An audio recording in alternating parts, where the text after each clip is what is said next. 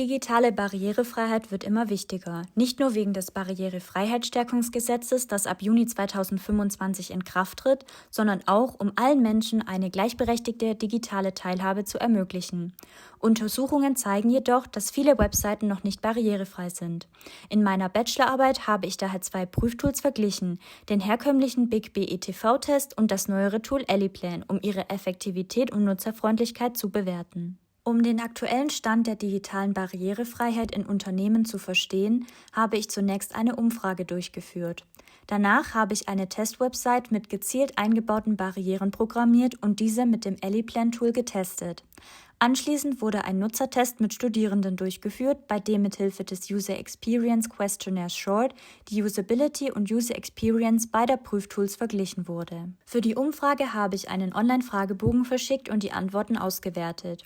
Die meisten Teilnehmenden waren UX-DesignerInnen und digitale Barrierefreiheit spielt bereits in allen Unternehmen eine Rolle. Allerdings gaben viele an, nur Grund- oder mittelgutes Wissen zu besitzen.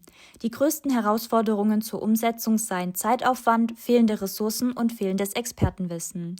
Als Lösungen wurden mehr spezialisierte Fachkräfte, regelmäßige Tests und Schulungen vorgeschlagen. Für den Test habe ich eine Website programmiert, die 58 Verstöße gegen die WCAG-Kriterien enthält. Einige Beispiele sind: eingebundene Schriftgrafiken, unzureichender Kontrast, abgeschnittene Texte bei Vergrößerung der Textabstände und eine falsche Überschriftenhierarchie. Die Website wurde dann mit dem EliPlan-Tool getestet. Der automatische Test hat Fehler wie Kontrastprobleme sofort gefunden, während bei den manuellen Tests die durchführende Person selbst anhand einer Verstoßliste nach Verstößen, wie zum Beispiel gegen die Überschriftenhierarchie, suchen muss. EliPlan hat von den insgesamt 58 Verstößen 11 automatisch und 43 manuell gefunden. Dabei wurden 6 der Verstöße von beiden Methoden entdeckt. 10 Verstöße wurden gar nicht erkannt. Der große Vorteil der automatisierten Tests liegt darin, dass sie Fehler erkennen, bei denen Personen mit wenig Wissen über digitale Barrierefreiheit Schwierigkeiten hätten, sie zu finden. Bei den manuellen Tests ist es praktisch, dass alle Funktionen in einem Tool integriert sind und keine zusätzlichen Installationen getätigt werden müssen, wie es beim Big BETV-Test der Fall ist. Jedoch hängt auch hier die Genauigkeit der Ergebnisse teilweise vom Wissensstand der durchführenden Person ab.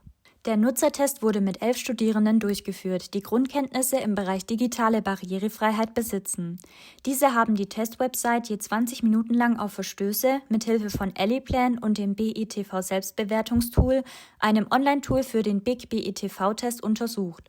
Nach der Testphase haben sie dann den UEQS ausgefüllt, um die Usability und User Experience der beiden Tools zu bewerten. Um Reihenfolgeneffekte zu vermeiden, haben 6 Personen mit EliPlan begonnen und 5 mit dem BETV-Selbstbewertungstool. Anschließend wurde gewechselt. Das Ergebnis zeigt, dass EliPlan insgesamt positiv abschneidet, während das BETV-Selbstbewertungstool neutral mit einer leicht negativen Tendenz bewertet wurde.